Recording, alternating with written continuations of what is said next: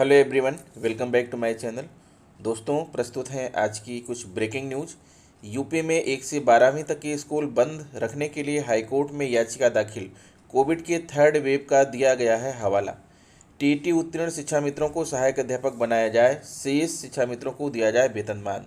केंद्रीय कर्मचारियों के लिए अच्छी खबर। 7वें वेतन आयोग के तहत केंद्रीय कर्मचारियों को 2 बच्चों के लिए सीईए के रूप में 4,500 रुपये हर महीने मिलेंगे। आइए देखते हैं दोस्तों खबरें विस्तार से। जी हाँ दोस्तों, आप देख पा रहे हैं खबरें विस्तार से किंग्समैन यह यूट्यूब चैनल पर।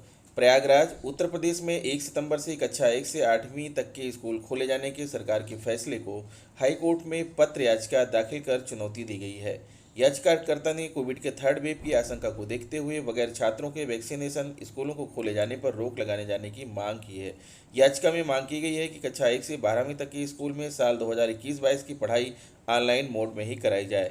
थर्ड वेव को लेकर स्कूलों को बंद रखने की मांग इलाहाबाद हाईकोर्ट में दाखिल पत्र याचिका में 1 सितंबर से 18 अगस्त को 1 से 8वीं तक के स्कूल खोलने पर सरकारी आदेश पर रोक लगाए जाने की मांग की गई है। साथ ही प्रदेश भर में बच्चों के लिए अलग से किए गए चिकित्सा व्यवस्था के जानकारी मांगी गई है। याचिकाकर्ता ने मांग की है कि सरकार बताए कि बच्चे अगर कोविड-19 से प्रभावित होते हैं तो स्कूलों में क्या व्यवस्था की गई है जिससे माता पिता को अपने बच्चों को बेफिक्र होकर स्कूल भेज सकें। याची अधिवक्ता गौरव द्विवेदी ने बताया कि पत्र याचिका को सरकारी वकील ने नोटिस में ले लिया है। उम्मीद है कि इसी सप्ताह पत्र याचिका पर कोर्ट सुनवाई कर सकता है। 1 सितंबर से ही खोला जाना था स्कूल। कोविड-19 का संक्रमण उत्तर प्रदेश में कम होते ही प्रदेश सरकार ने 1 से 12वीं तक के स्कूल पूरी तरह से खोले जाने का आदेश जारी कर दिया था। हालांकि आदेश में कोविड-19 के गाइडलाइन के अनुसार स्कूल प्रशासन को पालन करने का आदेश दिया गया है। हालांकि इस बार कोविड-19 के थर्ड वेव का खतरा सबसे ज़्यादा छोटे बच्चों पर बताया जा रहा है। इसी बात का ख्याल रखते हुए याचिकाकर्ता ने इलाहाबाद हाईकोर्ट में यह याचिका दाखिल की है। केंद्रीय कर्मचारियों के लिए अच्छी खबर। 7वें वेतन आयोग के तहत केंद्रीय कर्मचारियों को 2 बच्चों के लिए सीईए चाइल्ड एजुकेशन अलाउंस के रूप में 4,500 रुपये हर महीने मिलेंगे। 7वें वेतन आयोग की सिफारिश के अनुसार वेतन और भत्ते वाले केंद्र सरकार के कर्मचारियों के लिए एक अच्छी खबर है। 7वें वेतन आयोग के तहत केंद्र सरकार के कर्मचारियों को 1 बच्चों के लिए सीईए के रूप में 2,250 रुपये मिलते हैं, जबकि 2 बच्चों के लिए सीईए का दावा किया जा सकता है। यानी एक कर्मचारी को 4,500 रुपये हर महीने अपने 2 बच्चों की शिक्षा के लिए दिए जाते हैं। केंद्रीय कर्मचारियों को सीईए के लिए दावा एक निर्धारित तरीके से करना पड़ता है, जबकि साथ स्वप्रमाणन के माध्यम से ईमेल का प्रिंट आउट या बच्चों का रिजल्ट रिपोर्ट कार्ड के भुगतान का एसएमएस बतौर प्रूफ सबमिट करना होता है। दरअसल केंद्र सरकार ने यह छूट इसलिए दी है क्योंकि कई केंद्रीय कर्मचारियों की शिकायत थी कि 2021 शैक्षणिक वर्ष के दौरान देशव्यापी लॉकडाउन के कारण उन्हें स्कूल से ईमेल या एसएमएस के माध्यम से अपने बच्चों के परिणाम या रिपोर्ट कार्ड नहीं मिले, जिस वजह से वह बाल शिक्षा भत्ता के लिए दावा करने में असमर्थ थे। बिजनौर शिक्षा मित्र शिक्षक संघ की बैठक सोमवार को एग्जाम हाल में हुई। बैठक में टीटी उत्तीर्ण शिक्षा मित्रों के सीधे अध्यापक बनाने की मांग की गई। रविवार को एग्जाम हाल में आयोजित बैठक में संघ के प्रदेश उप महामंत्री सुचित मलिक ने कहा कि सुप्रीम कोर्ट ने समायोजन रद्द होने के बाद सभी टीटी उत्तीर्ण शिक्षा मित्रों की सीधी भर्ती के माध्यम से अध्यापक बनाने का आदेश, लेकिन प्रदेश सरकार एक और परिचय जोड़कर शिक्षा मित्रों को अध्यापक बनने के रास्ते में रोड़ा अटका रही है। उन्होंने टीटी उत्तीर्ण शिक्षा मित्रों को अध्यापक पद पर समायोजित करने तथा स्नातक शिक्षा मित्रों को नियमावली बनाकर वेतनमान देना सुनिश्चित करने की मांग की है। जिला महामंत्री संजीव डबास ने खंड शिक्षा अधिकारी द्वारा शिक्षा मित्रों की उपस्थिति में मनमानी करने पर रोष जताया है।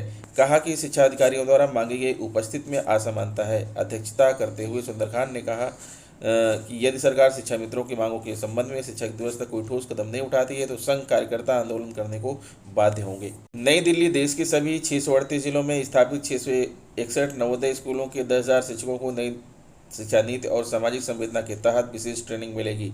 इन शिक्षकों को Indira Gandhi national open university IGNOU training और पढ़ाई करवाएगी। इसके लिए 6 महीने का विशेष सर्टिफिकेट कोर्स तैयार किया जाएगा। खास बात यह है कि शिक्षकों को छात्रों को पढ़ाई के अलावा भविष्य में रोजगार के मौके देने वाले क्षेत्र चुनने में मदद करने की भी ट्रेनिंग मिलेगी। केंद्रीय शिक्षा मंत्रालय के वरिष्ठ अधिकारी के मुताबिक नवोदय स्कूल केंद्र सरकार के आवासीय स्कूल हैं। यहाँ पर 6ठी कक्षा में दाखिला लेने और 12वीं कक्षा पास करने के बाद ही छात्र बाहर निकलता है। बेहद पिछड़े और दूरदराज के इलाकों में छात्र यहाँ पढ़ते हैं। ऐसे छात्रों के पास बेहतर भविष्य में किस प्रकार के कोर्स आदि से रोजगार में मौके मिलेंगे या अन्य जानकारियाँ नहीं होती हैं। एक तरह से सामाजिक रूप से यह अन्य छात्रों से कट जाते हैं। इसी के चलते इन शिक्षकों को विशेष ट्रेनिंग और कोर्स करवाया जाएगा। सभी परिषदीय शिक्षक व शिक्षिकाओं को उपार्जित अवकाश दिए जाने के लिए राष्ट्रीय शिक्षक महासंघ बहराइच ने ने जिला बेसिक शिक्षा अधिकारी बहराइच को पत्र देकर मांग की।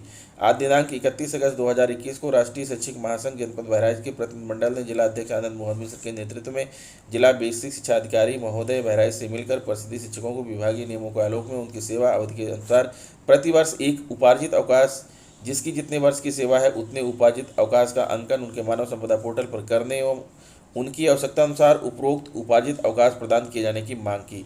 जिला अध्यक्ष आनंद मोहन मिश्रा एवं जिला महामंत्री उमेश चंद्र त्रिपाठी ने जिला बेसिक शिक्षा अधिकारी महोदय बहराइच से यह मांग की कि जिन शिक्षकों ने कोरोना काल में कोविड कंट्रोल सेंटर में अवकाश की अवधि में ड्यूटी की है अथवा अन्य विभागीय कार्य अवकाश की अवधि में किया है, उन्हें भी उचित साक्ष्य प्रस्तुत किए जाने पर नियमानुसार उतने दिवस का उपार्जित अवकाश प्रदान किया जाए। बिजनौर शिक्षक दिवस पर विधानसभा घेरने की चेतावनी। शिक्षा मित्र शिक्षक संघ जिला कार्यकारिणी की बैठक में प्रदेश सरकार पर शिक्षा मित्रों की उपेक्षा का आरोप लगाया गया। सरकार द्वारा शिक्षा मित्रों के हित में घोषणा न करने पर 5 सितंबर को शिक्षक दिवस पर विधानसभा के घेराव की चेतावनी दी है। टाउन हॉल में हुई बैठक में प्रदेश उप मंत्री सुचित मलिक ने कहा कि प्रदेश सरकार 4.5 साल से शिक्षा मित्रों की उपेक्षा कर रही है। समायोजन रद्द होने के बाद सुप्रीम कोर्ट ने टीईटी पास शिक्षा मित्रों को 2 खुली भर्ती में मौका देकर सहायक अध्यापक बनाने का निर्देश दिया था, लेकिन प्रदेश सरकार ने एक अतिरिक्त परीक्षा लगाकर शिक्षा मित्रों को अध्यापक बनने में रोड़ा अटका दिया। इसमें टीईटी पास 40,000 शिक्षा मित्र अध्यापक बनने से वंचित रह गए हैं। जिला महामंत्री संजीव डबास ने शिक्षा मित्रों की उपस्थिति मांगने के लिए हर ब्लॉक में अलग अलग नियम अपनाने का आरोप लगाया। बुंदू खान ने कहा कि सरकार शिक्षा मित्रों पर रुख स्पष्ट करते हुए 5 सितंबर को शिक्षक दिवस पर घोषणाएं नहीं करती तो विधानसभा का घेराव किया जाएगा।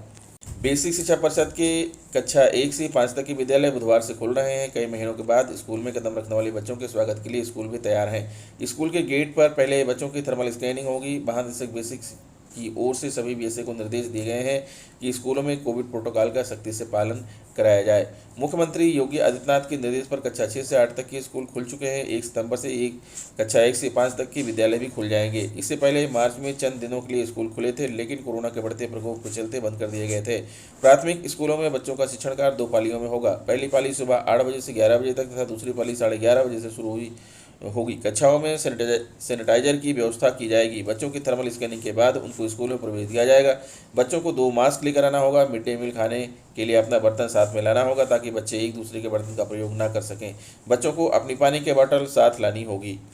डुमरियागंज शिक्षकों को प्रेरणा पोर्टल पर विद्यार्थियों के नाम सहित कई जानकारियां फिट करने की जिम्मेदारी दी गई थी। पहले तो प्रारंभ में साइट ने काम नहीं किया, इसके बाद फिर पोर्टल पर चैटिंग नहीं हो पा रही है। यह कार्य शिक्षकों के लिए वैसे ही परेशानी की वजह बनी हुई थी, जब पोर्टल की समस्याओं ने शिक्षकों का और अधिक सिरदर्द बढ़ा दिया। डुमरियागंज ब्लॉक क्षेत्र के परिषदीय स्कूलों में नामांकित बच्चों का सारा डाटा प्रेरणा पोर्टल पर फीड कर अपलोड किया जाना है।